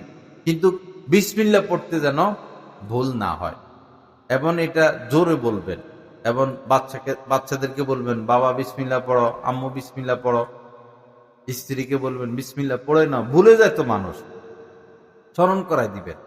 বিসমিল্লাহ না পড়লে কি হবে, এই শয়তান খানায় শরীক হয়ে যাবে, শয়তান খানায় শরীক হবে, পরে খানায় আর কোনো বরকত পাবেন না, কোনো বরকত পাবেন না। আমাদের এখন টাকা পয়সা বরকত নাই, তো এই যে বিসমিল্লাহ পড়ি না, বিসমিল্লাহ পড়তে হবে। ক্যাশ বাক্সে টাকা রাখবেন, বিসমিল্লাহ পড়ে রাখবেন। টাকা গণা শুরু করবেন, এটাও তো একটা কাজ। তো যেই কাজের শুরুতে বিসমিল্লাহ বলা হয় না, সেই কাজে বরকত থাকে না। কুল্লু আমরিন জি বালিন লাম ইউবদা বিসমিল্লাহ ফাহুয়া আক্তা, ওই কাজ লেজ কাটা, বরকতহীন। তো টাকা গণাও তো এটা একটা কাজ না, তো এইটা শুরু তো কি পড়া, বিসমিল্লাহ পড়া। জুতা পরবেন, এটা তো একটা কাজ, বিসমিল্লাহ পড়া। মা বোনেরা রান্না বান্না শুরু করবে, মাছ কাটবে, বিসমিল্লাহ পড়ে কাটবে। তরকারি পাতিলে রাখবে, বিসমিল্লাহ পড়ে রাখবে। চুলাটা চালু করবে, বিসমিল্লাহ বলে রাখবে। সম্ভব হলে এই মোবাইলে কাউকে ফোন দেওয়া, এটা তো একটা কাজই, কাজ না? এটা শুরুতে তো বিসমিল্লাহ পড়া যায়। নাম্বার টাম্বার টিপা যখন ডাইলে দিমু, বিসমিল্লাহ, বা রিসিভের সময় বিসমিল্লাহ। বিসমিল্লাহ বেশি বেশি বাড়ানো উচিত। বিসমিল্লাহ নাই এখন। আমাদের এই যে নির্বাচনের ঘোষণা দিল না, সিসি উনার নাম, হ্যাঁ সিইসি নাকি, এই বেচারা তো বিসমিল্লাহ পড়লো না, নাকি পড়ছে? আমিও পত্রিকার মধ্যে ওনার অডিওটা পাইছি, পর আমি 2-3 বার টাইনা দেখলাম, বেচারা বিসমিল্লাহ বলল না। এরপরে এই যে নির্বাচন অত তারিখে হবে, এই হবে এই হবে, নিয়ম কানুন একবারও ইনশাল্লাহ বেচারা বলল না। অথচ আমাদের আগের যে নেতারা ছিলেন, বঙ্গবন্ধু শেখ মুজিব, শহীদ জিয়াউর রহমান, ওনারা তো বিসমিল্লাহ বলতেন, ইনশাল্লাহ বলতেন। এরপরে আলহামদুলিল্লাহ বলতেন। শেখ মুজিব উনি মাওলানা বাসানী রহমতুল্লাহ আলাইহির সোহবতে যাইতেন মাঝে মধ্যে। শহীদ জিয়াউর রহমান হযরত হাফিজুর রহমতুল্লাহ আলাইহির সোহবতে যাইতেন। আর উনাদের উত্তরসূরিরা শুধু জেলখানায় ঢুকাও, হাত ভাঙ্গাও, পা ভাঙ্গাও, নির্যাতন করো, কওমি মাদ্রাসা বন্ধ করো। এজন্যই তো আল্লাহর গজবটা পড়ছে। আলেম ওলামা তালেবে ইলমের রক্ত যারা বের করবে, রক্তাক্ত যারা করবে, এদের তো শেষ রক্ষা হবে না। এদের শেষ রক্ষা হইল আবু জাহেল, আবু লাহাবের যে শেষ পরিণতি, এদের পরিণতিটাও এরকম। আমরা তো কাউকে ক্ষমতা উঠানো আমাদের কাজ না, নামানো কাজ না, আমাদের কাজ হচ্ছে দ্বীনি কাজ। যখন কেউ ইসলামের বিপক্ষে দাঁড়ায়, তখন আমরা রাস্তায় নামি, হুঙ্কার দেই। কওমি মাদ্রাসার আন্দোলন এই পর্যন্ত কাউকে ক্ষমতা থেকে নামানোর জন্য হয়নি। যখন আল্লাহ আল্লাহ রাসূলের বিরুদ্ধে কে কথা বলে, তখন আমরা কথা বলি, মাঠে নামি। আমাদের সাথে দুশ্মনের কি আছে? এখনো বড় বড় দলের মহাসচিবদের মুখে বিসমিল্লাহ নাই। দলের মহাসচিব, সে দল চালায়, তার ভিতরে ঈমান নাই, কথাবার্তা মনে হয় নাস্তিক। কি আশ্চর্য! আল্লাহ সহি বুঝ দান করেন। আপনার দল আপনার কিন্তু ভাই ভোটটা দিয়েন একজন ভালো লোককে। ভোট দিবেন কাকে? একটা ভালো লোককে, যে চুরি করবে না, দুর্নীতি করবে না, যার ভিতরে দেশপ্রেম আছে, যে বিদেশে টাকা পাঠাবে না, যে জনগণের জন্য কাজ করবে, জনগণ যার কাছে যাইতে পারবে, এরকম লোককে ভোট দিবেন। তখন দেশের উন্নতি হবে। জেনে শুনে যদি একটা দুর্নীতিবাজ লোককে ভোট দেন, যার আগ থেকে বিদেশে টাকা পাঠানোর অভ্যাস, দেশ ক্ষমতা এসে তো এই কামই করবে। আপনার সমাজে যিনি সবচেয়ে ভালো তাকে মেম্বার বানান, এরপরে যিনি সবচেয়ে ভালো তাকে চেয়ারম্যান বানান, ভালো লোকটাকে বানান, দল টল বাদ দেন না, দল আর কত করবে। এরপরে যিনি সবচেয়ে ভালো তাকে এমপি বানান, এরপরে যিনি সবচেয়ে ভালো তাকে প্রধানমন্ত্রী বানান, প্রেসিডেন্ট বানান, সচিবরা সৎ লোক হোক, ওসিরা সৎ লোক হোক, ডিসিরা সৎ লোক হোক, তাহলে তো দেশটা সুন্দর হয়ে যাবে। কিন্তু আমরা এমন হিন্দু ভাইরা যেরকম মূর্তির পূজা করে, মূর্তি ছাড়া কিছু বুঝে না, আমরা বাঙালিরা দল ছাড়া কিছু বুঝি না। দলের থেকে একটা কলা গাছ দাঁড়াইলেও তাকে আমরা ভোট দিয়ে দিই। আল্লাহর কাছে হিসাব দিতে হবে। চোরকে যদি চুরির সুযোগ করে দেন, তো চোর চুরি করে যে সাজা পাবে, আপনি সুযোগ করে দেওয়ার কারণে আপনাকে সমান শাস্তি দেওয়া হবে। ওরা চুরি করে যাবে জাহান্নামে, আর আপনি ভোটটা দেওয়ার কারণে চুরি না করেও আপনি যাবেন জাহান্নামে। ভোট কত খতরনাক বিষয়, সাক্ষী, আমানত। ভোট দিবেন, তবে চোরকে নয়, দুর্নীতিবাজকে নয়, ভালো লোককে ভোট দেন। এবার আপনি যাচাই বাছাই করেন যে ভালো লোক, তাকে ভোট দেন। আপনার দলের থেকে দাঁড়াইলো খারাপ, কেন তাকে ভোট দিবেন? আবার আপনার দলের থেকে দাঁড়াইলো ভালো, দেন তাকে ভোট দেন। লা ইলাহা ইল্লাল্লাহ। আল্লাহ পাক আমাদেরকে মাফ করে দেন, সহি বুঝ দান করেন। একবার শুধু আমি ভোট দিছিলাম আমাদের এলাকায় চেয়ারম্যানকে, পরে শয়তানে এমন চুরি ডাকাতি, জীবনে আর ভোট দিই নাই। আল্লাহর কাছে তওবা করতেছি যে শয়তানটারে ভোট দিয়া শুধু চুরি আর চুরি, মরে গেছে কিছুদিন আগে। আল্লাহ জান্নাত নসিব করে। লা ইলাহা ইল্লাল্লাহ। ভয় লাগে ভোট দিতে। ভাই, আমার ভোটে কেউ জয়যুক্ত হইলো, পরে যদি সে চুরি করে, তা আমি তো চুরির সুযোগ করে দিলাম। ভয়ের বিষয় না। ভোট কি সোজা কথা? ভোট তো সাক্ষী। আল্লাহ এই লোক এমপি হওয়ার যোগ্য, আপনি সাক্ষী দিলেন, আপনি সহযোগিতা করলেন। এটা রাজনৈতিক কথা হইল না জরুরি কথা? জরুরি কথা। আমি তো কোনো দল করি না, কোনো দলের পক্ষেরও দরকার নাই, বিপক্ষেরও দরকার নাই। আমাদের দেশকে বাঁচানো উচিত। আমাদের দেশের বড় খারাপ অবস্থা। আমেরিকা তাকায় রয়েছে, চীন তাকায় রয়েছে, ইন্ডিয়া তাকায় রয়েছে, সবার নজর বাংলাদেশ। কারণ এটা খনির উপরে ভাসতেছে। একটা পুকুরে একটা পাতিলা ছেড়ে দিলে যেরকম দেখা যায়, পাতিলাটাকে আল্লাহ পাকের দেওয়া সম্পদের উপর বাংলাদেশ এরকম ভাসতেছে। এত সম্পদ, এত সরকার এই দেশে আইলো গেল, আজ পর্যন্ত খনিজ সম্পদগুলো উঠানোর যন্ত্রপাতি সংগ্রহ করতে পারে নাই। অথচ এক একজন 200, 300, 400, 500 বাড়ি বানায় বসে রয়েছে বিদেশ। কোনো অস্ত্র কিনে নাই এ দেশে। এক সৈনিকদের সাথে আমাদের সম্পর্ক আছে, আমি বললাম অস্ত্র নাই কেন আপনাদের? অস্ত্র তো কিনতে দেয় নাই, কিনে নাই। কোনো যুদ্ধ বিমান নাই, কোনো ক্ষেপণাস্ত্র নাই, কোনো প্রতিরক্ষা ব্যবস্থা নাই। অথচ আমাদের পাশাপাশি পাকিস্তান, দেখেন বুঝার জন্য এগুলো বলতেছি, তাদের থেকে আমাদের বাংলাদেশিদের বাজেট বেশি সামরিক খাতে। পাকিস্তান তো গরিব, আমাদের থেকে অনেক তাদের নিম্ন এই অর্থনৈতিক অবস্থা, না খাইয়া মরে এরা। পাকিস্তানের থেকে আমাদের সামরিক বাজেট অনেক বেশি। অথচ পাকিস্তান পরমাণু বোমা তৈরি করে, পাকিস্তান যুদ্ধ বিমান তৈরি করে, পাকিস্তানের কাছে বিশ্বের সেরা সেরা যুদ্ধ বিমানগুলো আছে। আমেরিকার F-16 নেই, হ্যাঁ 16 আছে, এবং চীনের যেটা 1 নম্বর বিমান এটা তাদের আছে। ড্রোন তারা তৈরি করে, কি অস্ত্র নাই তাদের কাছে। আর আমাদের সামরিক বাজেট বেশি, আমাদের এই টাকাগুলো গেল কই?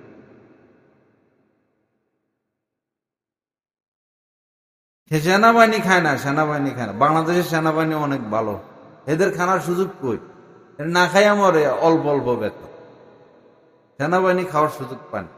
বাংলাদেশের সেনাবাহিনী সারা বিশ্বের মধ্যে নাম করা। এত কিছু হইলেও গেল, সেনাবাহিনী তো নিষ্ঠুর। সেনাপ্রধান নিষ্ঠুর ছিলেন না, একদম নিষ্ঠুর। সে এই দিকেও যায় না, সেদিকেও যায় না, দেশ প্রেমের পরিচয় দিয়েছে সেনাবাহিনীরা আমাদের। লা ইলাহা ইল্লাল্লাহ। জানা থাকা দরকার এগুলো, আমাদের কিছু কিছু বিষয় জানা থাকা দরকার। কোনো ভালো ঘাঁটি নেই আমাদের। এই যে ইরানে যে ক্ষেপণাস্ত্র ছাড়ছে না ইসরায়েলে, কোনো মানুষ মারা যায় নাই তো তাদের তেমন, কারণ এরা জায়গায় জায়গায় বানায় রাখছে, মাটির নিচে রাস্তা বানায় রাখছে। যুদ্ধ শুরু হয়ে গেলে সব জনগণ নিচে চলে যাবে, জনগণের কিছু হবে না। আর আমাদের এমপি মন্ত্রীরা সব বিদেশে ব্যবস্থাপনা, যেন তারা পলাইতে পারে, আত্মরক্ষা করতে। জনগণ নিয়ে কোনো ভাবনা নাই। লা ইলাহা ইল্লাল্লাহ। তারা তাদের হাত পা বাঁধা, তাদের কিছু করার নাই, হাত পা বাঁধা। আস্তাগফিরুল্লাহাল্লাযী লা ইলাহা ইল্লা হুয়াল হাইয়ুল কাইয়্যুম ওয়া আতুবু ইলাইহি। আল্লাহ পাক আমাদেরকে মাফ করে দেন, সহি বুঝ দান করেন। আল্লাহ পাক আমাদেরকে হেদায়েতে কামিলা নসিব করেন। কতক্ষণ বয়ান হলো? হ্যাঁ, আমার কাছে মনে হইলো 10-15 মিনিট বয়ান করছি। লা ইলাহা ইল্লাল্লাহ। আপনাদের ধৈর্য শেষ? আচ্ছা, শেষ কিছু কথা বলি। আমার কাছে তো আসতো, আমি মনে করছি 10-15 মিনিট বয়ান হয়েছে। মাশাআল্লাহ। তো আমার ভাইরা, শেষ নসিহত গুলো হলো, যদি আপনি সফল হতে চান তাহলে বাবা সফলতার পথে হাঁটুন। সেটা হচ্ছে গুনাহমুক্ত জিন্দেগি। গুনাহমুক্ত জিন্দেগি, গুনাহ ছেড়ে দেই আমরা, পাপ ছেড়ে দেই। যে পাপ করবে তার শেষ রক্ষা নাই। পবিত্র কোরআনে রব্বুল আলামিন বলেছেন, অমাইয়া আমাল সুআ ইউজাযা বি। যেই পাপ কাজ করবে তাকে তার পাপের পরিণাম পরিণতি ভোগ করতে হবে। আল্লাহ পাক বহু গ্রাম, গোত্র, বংশ, শহর, দেশ উল্টাইয়া দিচ্ছেন, ধ্বংস করে দিচ্ছেন। কমে আদ, কমে সামুদ, কমে লূত, মাদায়ানবাসী, হযরত নূহ আলাইহিস সালামের কওম, বহু কওম ধ্বংস করছেন। কেন ধ্বংস করছিলেন? আল্লাহ পাক বলেন যে ফা আহলাকনাহুম বিযুনুবিহিম। তাদেরকে ধ্বংস করার কারণ হলো তাদের পাপ, তাদের গুনাহ। এখন আমরা সেই গুনার দিকে অগ্রসর হচ্ছি, গুনাহ জর্জরিত আমরা, বিশেষ করে এই চোখের গুনাহ, বিশেষ করে চোখের গুনাহ। আমি কোনো চায়ের দোকানে বসে চা খাই না, তো নিজের এলাকায় গেলাম, আজকে বিকেলে বসলাম, চা খাইলাম, পরে ডাইনে বামে তাকায় দেখি এই শুধু মোবাইল, এমনি তো না, এমনি এমনি এটা নিয়ে ব্যস্ত। দেখেও না, একটা ভিডিও হয়তো 3 মিনিটের, নাহলে আধা মিনিট দেখে, ধৈর্য নাই। পাপের প্রতিযোগিতা এতটা, 1 ঘন্টার ভিডিও এই নাহলে 2-3 মিনিট দেখবে, আর শুধু এই কামে ব্যস্ত। আর চাটা যে খাবে, ভাই চাটা অন্তত শান্তি মতো খাও।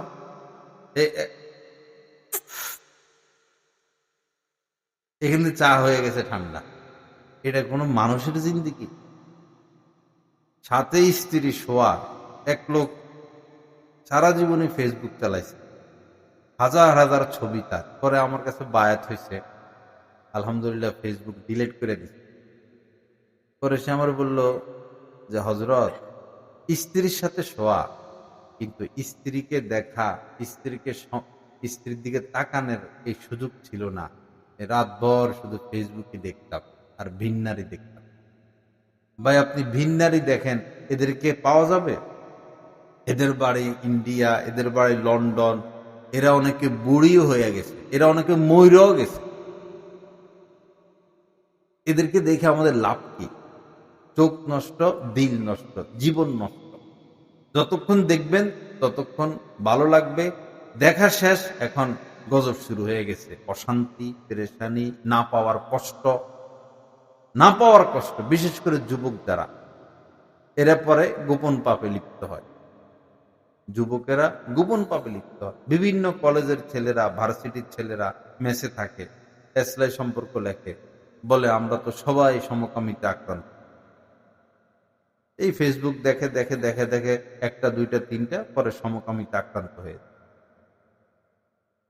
হস্তমৈথুনে আক্রান্ত কুঠি কুঠি যুবক। আমাদের অভিভাবকদের খবর নাই, আমরা শুধু রেজাল্টের দিকে তাকাই আছি। বাচ্চা ভালো রেজাল্ট করবে, ভালো চাকরি করবে, আমাদেরকে খাওয়াবে। বাচ্চাই তো শেষ, সন্তানই তো শেষ। সবচেয়ে বেশি গুনাহ হচ্ছে এই চোখের দ্বারা।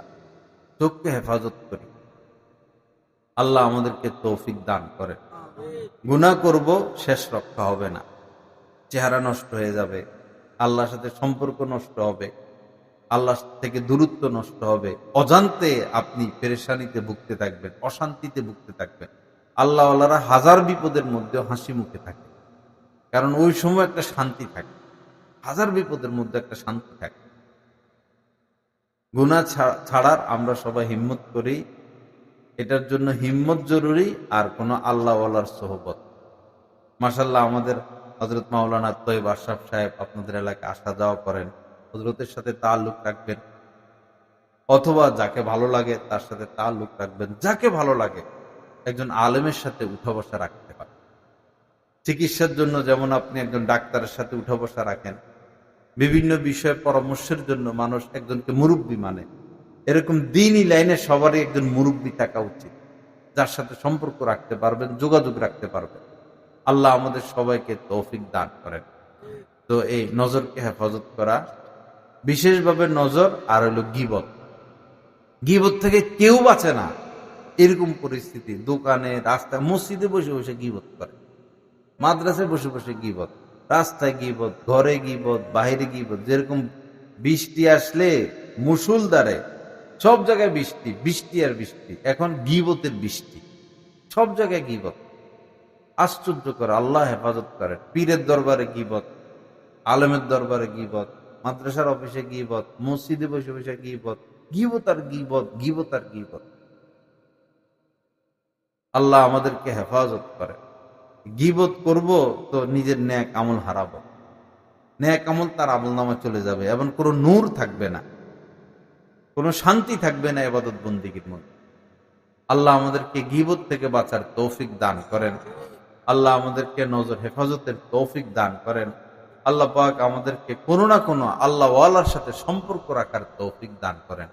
এখানে মাদ্রাসাটা আছে, একটা মাদ্রাসা মানে একটা নূরের স্তম্ভ, একটা মাদ্রাসা মানে একটা নূরের স্তম্ভ। আকাশটা আলোকিত করে যেভাবে একটা সূর্য, রাতটা আলোকিত করে যেভাবে একটা চাঁদ, এক একটা এলাকার জন্য এক একটা মাদ্রাসা, এক একটা সূর্য, এক একটা চাঁদ। মাদ্রাসা থাকবে, মানুষ মাদ্রাসায় না আসলেও, দূরে দূরে থাকলেও তার আকীদা ঠিক থাকবে। মাদ্রাসার আশপাশের লোকজন আকীদা আস্তে আস্তে ঠিক হয়ে যাবে, এবং এটা নূর ছড়াইতে থাকবে। এজন্য নিজের থেকেও মাদ্রাসাকে বেশি মহব্বত করব, আসা যাওয়া করব, সন্তান দিব, ছাত্র কালেকশন করব, প্রয়োজন কি সেটা দেখব, এবং নিজেরাও কিছু ফায়দা নিব আলেমদের সোহবতে এসে। প্রতিদিন 10 মিনিট, বেশি কিছু না, 10টা মিনিটের জন্য আসবেন, 20টা মিনিটের জন্য আসবেন, যে আমাদেরকে মস্ক করাইয়া দেন, মাসালা বলে দেন। এক এক দিন এক একটা মাসালা শিখলে অনেক, এক এক দিন এক একটা সুন্নত শিখলে অনেক। বিশেষ করে বয়স্ক শিক্ষা প্রত্যেক মসজিদে মসজিদে চালু হওয়া চাই, প্রত্যেক মাদ্রাসায় চালু হওয়া চাই। বয়স্ক শিক্ষা 20 মিনিটের জন্য আসলো, 20 মিনিট সময় নেই, 10 মিনিট, 10 মিনিটে একদিন আলিফ শিখলেন, একদিন বা শিখলেন, একদিন তা শিখলেন, একদিন বিসমিল্লাহ শিখলেন, একদিন আর রহমান শিখলেন, একদিন রহিম শিখলেন। একদিন না একদিন তো কোরআন শুদ্ধ হবে। আসতে না আসতে না আসতে না আসতে না আসতে না শিখতে না শিখতে লাফে কোরাইশ কি কি জানি পড়ে, লাফে কোরাইশ এলাফিহিম শুনলে কোরআন শরীফ পড়ে না, গীতা পড়ে, বোঝা মুশকিল। আল্লাহ পাক আমাদেরকে আলেমদের থেকে ফায়দা নেওয়ার তৌফিক দান করেন। বেশি দুঃখজনক কথা হলো, কমিটির সদস্যরা বিল্ডিং করে দেয়, চাউলের ব্যবস্থা করে, এরপরে জায়গা দেয়, মুতল্লি সব জায়গা দেয়, লক্ষ লক্ষ টাকা এই দেশের জনগণ কওমি মাদ্রাসার পিছনে খরচ করে, লক্ষ লক্ষ কি হাজার হাজার কোটি টাকা জনগণ দেয় কওমি মাদ্রাসার পিছনে। অথচ যারা দেয় এরা কিছু নেয় না মাদ্রাসা থেকে।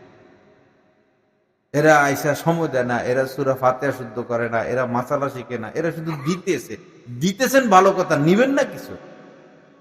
আলেমদের সোহবতে এসে বসেন না, কিছু নেন। আল্লাহ আমাদের সবাইকে মাফ করে দেন, সহি বুঝ দান করেন। তো দুইটা গুনার কথা বলা হইল, পুরো বয়ানের সারাংশ আল্লাহকে স্মরণে রাখা। মনে থাকবে তো ইনশাআল্লাহ? আল্লাহকে স্মরণে রাখা, ভুলে গেলে আবার আল্লাহকে স্মরণ করা। এরপরে হলো কাজে কর্মের শুরুতে বিসমিল্লাহ বলা, কাজকর্মের শুরুতে বিসমিল্লাহ বলা, সুন্নত মোতাবেক চলা, সুন্নত মোতাবেক চলা। এবং এই লাস্টে যেটা আলোচনা হলো যে বস নজরকে হেফাজত করা এবং গীবত থেকে বেঁচে থাকা। সর্বশেষ হইল কোনো আল্লাহওয়ালার সাথে তাল্লুক রাখা। আল্লাহ পাক আমাদের সবাইকে কথাগুলোর উপর আমলের তৌফিক দান করেন। যুবক ছেলে যারা আছো, বাবা এই পড়ালেখা করো, মেয়েদের সাথে সম্পর্ক করো না, একদম শেষ হয়ে যাবে। এই সারা বিশ্ব এতদিন আমাদের হাতে থাকতো, এই ফ্রান্স আমাদের নেতৃত্বে ছিল, এই ভারতবর্ষ আমাদের হাতে ছিল। আমাদের রাজা বাদশারা এই নারীর পিছনে পড়ে আর মদের পিছনে পড়ে এই রাজত্ব হারাইছে। আগের রাজা বাদশারা নারী লুবি ছিল, মদ লুবি ছিল। আর বর্তমান রাজা বাদশারা হলো অর্থ পাচার আর ইহুদি খ্রিস্টানদের গোলামি। এই কারণে এই জমানায় মুসলমানদের উন্নতি নাই। আর আমরা যে সারা বিশ্ব হারাইলাম আমাদের রাজা বাদশাদের কারণে, এই নারীর লোক। যুবক ছেলেরা পড়ালেখা করো, মেয়েদের সাথে সম্পর্ক রেখো না। মেয়েরা পড়ালেখা করো, ছেলেদেরকে বিশ্বাস করো না, ছেলেদেরকে বিশ্বাস করো না, পড়ালেখা করো।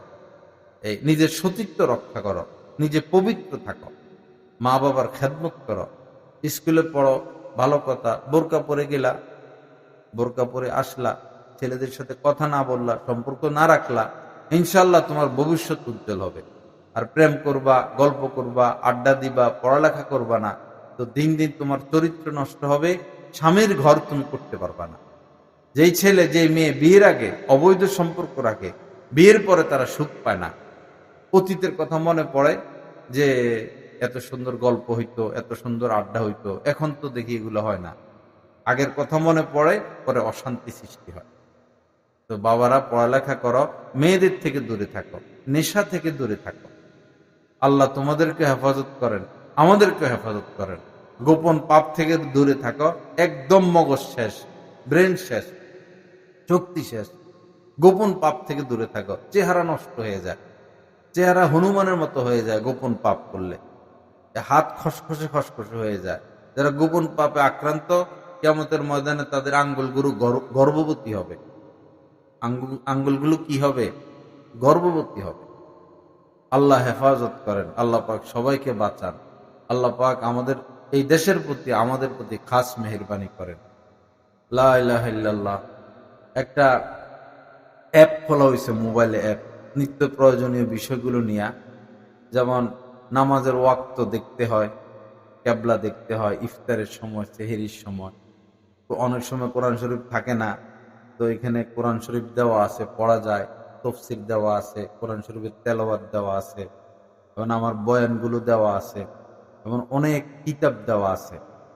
এরপরে ইসলামী নাম 6 থেকে 700 ইসলামী নাম অর্থ সহ দেওয়া আছে। তারপরে আস্তে আস্তে আমরা অন্য ওলামা ইকরামের বয়ানও এখানে দিব। অনেক কিছু নিয়ে একটা অ্যাপ তৈরি করা হয়েছে।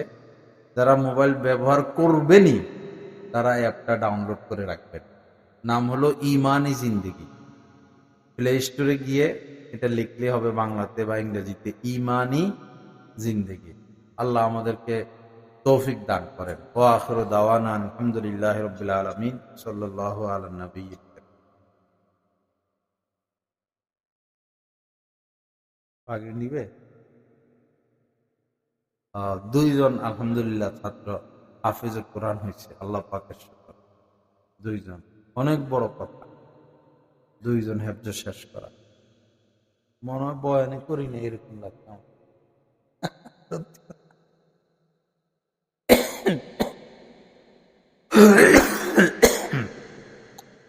বিসমিল্লাহ। আলেম ওলামা আশপাশ থাকলে ওই সাধারণ মানুষের বয়ান আসে না, বয়ান খুলে দেখিয়ে দিই।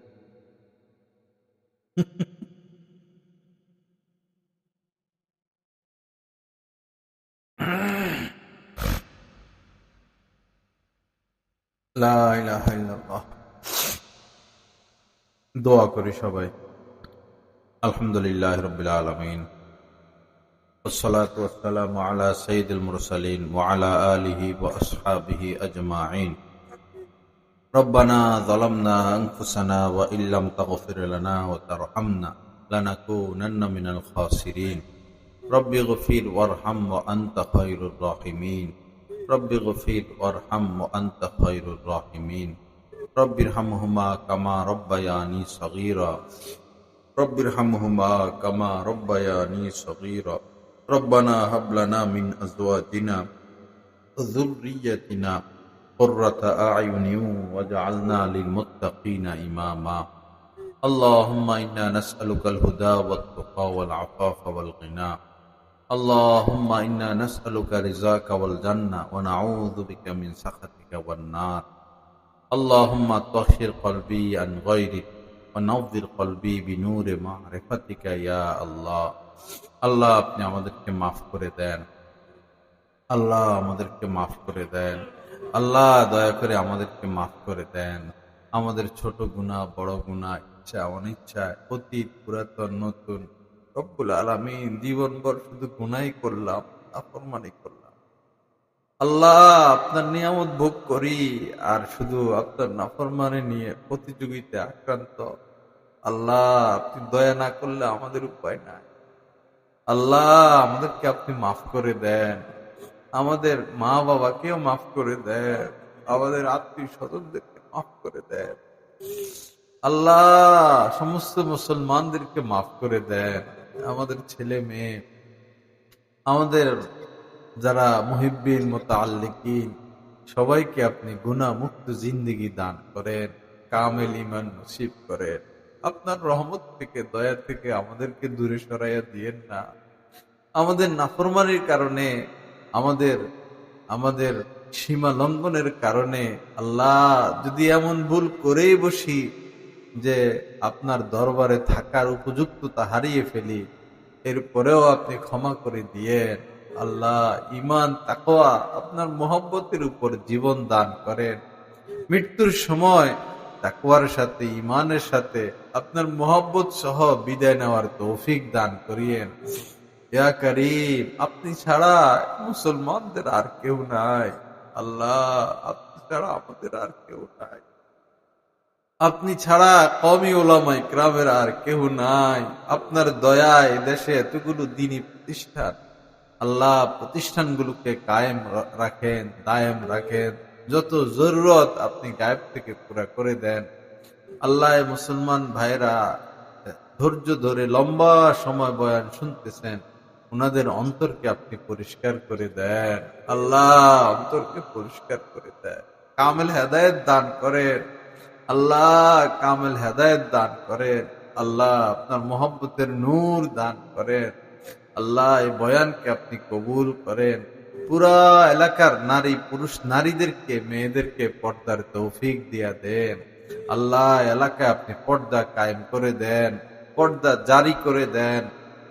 ইয়া করিম, এই ভাইদেরকে মসজিদে এসে এসে 5 ওয়াক্ত নামাজ আদায়ের তৌফিক দিয়া দেন। যারা বিভিন্নভাবে হারামের সাথে জড়িয়ে পড়েছে, আল্লাহ হারাম বর্জনের তৌফিক দিয়া দেন। হারাম বর্জনের তৌফিক দিয়া দেন। আমাদের জন্য হালাল রিজিকের ব্যবস্থা করে, আমাদের স্ত্রী সন্তানদের জন্য হালাল রিজিকের ব্যবস্থা করে দেন। সমস্ত মুসলমানদের জন্য রোহিঙ্গা এবং গাজা, ফিলিস্তিন, সিরিয়া, ইয়েমেন, আফ্রিকার মুসলমান, আল্লাহ কত কষ্টে জীবন কাটায়, পানি ছাড়া জীবন যাপন করে। আল্লাহ, ইয়া কারীম, কত মানুষ হাড্ডির সাথে চামড়া মিশে গেছে না খেয়ে থাকতে থাকতে। আল্লাহ, ইয়া কারীম, সকল মুসলমানদের জন্য হালাল রিজিকের ব্যবস্থা করে দেন। সকল মানুষের জন্য হালাল খাবারের ব্যবস্থা করে দেন। আমাদেরকে কামেল ঈমান নসিব করেন, কামেল তাআল্লুক নসিব করেন। আপনাকে যদি না পাইলাম, জীবনে আর কিছু পাওয়া হইল না। আল্লাহ, আপনার সাথে যদি তাআল্লুক না হয়, এই জীবন তো ব্যর্থ। ইয়া কারীম, আপনার মহব্বত দান করেন, আপনার নৈকট্য দান করেন, আপনার গোলামির তৌফিক দিয়া দেন। আল্লাহ, আপনার গোলামির জিন্দিগি চাই, রাজা বাদশা হতে চাই না, আপনার গোলাম হয়ে থাকতে চাই। আল্লাহ, রাজা বাদশা হতে চাই না, আপনার গোলাম হতে চাই। আপনার গোলাম হিসেবে আপনি কবুল করেন, আপনার গোলামি নসিব করেন। আল্লাহ, দ্বীনের খেদমত নসিব করেন। এই মাদ্রাসাটাকে আপনি কবুল করেন। মাদ্রাসার সকল তোলাবা, আসাতেজা, অভিভাবকদেরকে কবুল করেন। বাংলাদেশের জন্য একজন সরকার, ন্যায়পরায়ণ সরকার আপনি দান করেন। আল্লাহ, যারা দেশকে মহব্বত করবে, দেশের জন্য কাজ করবে, আল্লাহ একজন নেককার ন্যায়পরায়ণ সরকার দান করেন। বর্তমানে যারা রাষ্ট্র পরিচালনা করে, এবং আমাদের পুলিশ ভাইয়েরা, র্যাব ভাইয়েরা, সরকারি কর্মকর্তা কর্মচারী, সবার ভিতরে আপনি তাকওয়া দান করেন। আল্লাহ, সবাইকে নেককার হিসেবে কবুল করেন। যারা অন্যায় পথে আছে তাদেরকে তওবার তৌফিক দিয়া দেন। সবাই মিলে দেশটা গড়ার তৌফিক দিয়া দেন। আল্লাহ, দেশের সম্পদগুলোর হেফাজত করেন। আল্লাহ, দেশের মেধাগুলোর হেফাজত করেন। কোটি কোটি টাকা দেশ থেকে বের হয়ে যাচ্ছে, ভালো ভালো মেধাগুলো দেশ থেকে চলে যাচ্ছে। আল্লাহ, দেশটাকে আপনি রক্ষা করেন। আল্লাহ, দেশটাকে রক্ষা করেন। আল্লাহ, কওমি মাদ্রাসাগুলোকে রক্ষা করেন। আল্লাহ, হক্কানি পীর মাশায়েখ, হক্কানি আলেমদেরকে আপনি হেফাজত করেন। অ্যাক্সিডেন্ট থেকে, যে কোনো বিপদ থেকে হেফাজত করেন। ইয়া কারীম, আজকের মাহফিলকে আপনি কবুল করেন। যারা টাকা পয়সা দিয়ে, শ্রম দিয়ে, মেধা দিয়ে আল্লাহ সহযোগিতা করেছেন, সবাইকে উত্তম বদলা দান করেন। এই দেশের যারা বিদেশে আছে তাদেরকেও আপনি হেফাজতে রাখেন। যারা দুনিয়া থেকে বিদায় নিয়েছেন তাদেরকে আপনি মাফ করে দেন। আল্লাহ, আমাদের আত্মীয় স্বজন যারা বিদায় নিয়েছেন, আয় আল্লাহ, সবাইকে আপনি মাফ করে দেন। আমার মা দুনিয়া থেকে বিদায় নিয়েছেন, উনাকে আপনি উত্তম থেকে উত্তম বদলা দান করেন। আপনার নেক বান্দীদের কাতারে ওনাকে শামিল করে দেন। আমাদের বাচ্চাদেরকে দ্বীন শিখানোর তৌফিক দিয়ে দেন। আমাদের বাচ্চাদেরকে আল্লাহওয়ালা হিসাবে কবুল করেন। আল্লাহ, আমাদের সন্তানদেরকে হাফেজ, আলেম, দ্বীনের খাদিম হিসেবে কবুল করেন। যে কোনো বিপদ থেকে হেফাজত করিয়েন। হারিয়ে যাওয়া, আগুন লাগা, বিদ্যুৎ লাগা, অ্যাক্সিডেন্ট, বদ্দিনী, যে কোনো বিপদ থেকে আমাদের সন্তানদেরকে বাঁচান। আল্লাহ, আমাদের সন্তানদেরকে বাঁচান, মুসলমানদের সন্তানদেরকে বাঁচান। কত বাচ্চা বিদেশে পাচার হয়ে যায়, কত মেয়েরা পাচার হয়ে যায়, জীবনে আর ফিরে আসতে পারে না। না জানি তাদের উপর কত নির্যাতন হয়। আমাদের সন্তানদেরকে এই বিপদ থেকে আপনি হেফাজত করেন। যারা সংশ্লিষ্ট দায়িত্বে রয়েছে তাদেরকে সতর্ক সচেতন হওয়ার তৌফিক দিয়া দেন। আমাদের সবাইকে বারবার হজ উমরা করার তৌফিক দিয়া দেন। আমাদের সবার জন্য হজ উমরা কবুল করেন। বারবার আপনার কাবা দেখার তৌফিক দিয়া দেন। কাবার মোহাব্বত দান করেন, রওজার মোহাব্বত দান করেন, রওজা ওয়ালার মোহাব্বত দান করেন। আমাদের সবাইকে আপনার আল্লাহ নবীজির প্রতি ভরপুর মোহাব্বত দান করেন। নবীজির সুন্নত মোতাবেক চলার তৌফিক দিয়া দেন। মদিনায় আমাদের দাফন কবুল করেন। আল্লাহ, মদিনায় আমাদের মৃত্যু নসিব করেন। জান্নাতুল বাকিতে আমাদের দাফন কবুল করেন। আল্লাহ, আপনার নবীজির পাশে সাহাবায়ে কেরামের সাথে শুয়ে যাওয়ার তৌফিক দান করেন। আল্লাহ, মরণ পর্যন্ত আল্লাহ অটুট বন্ধন আপনি নসিব করেন, তাকওয়া নসিব করেন। অনেক বেশি দ্বীনের খেদমত আমাদের থেকে কবুল করেন। সুবহান রাব্বিকা রাব্বিল ইজ্জাতি আম্মা ইয়াসিফুন ওয়া সালামুন আলাল মুরসালিন আলহামদুলিল্লাহি রাব্বিল আলামিন। আমিন বিরহমাতিকা ইয়া আরহামার রাহিমিন।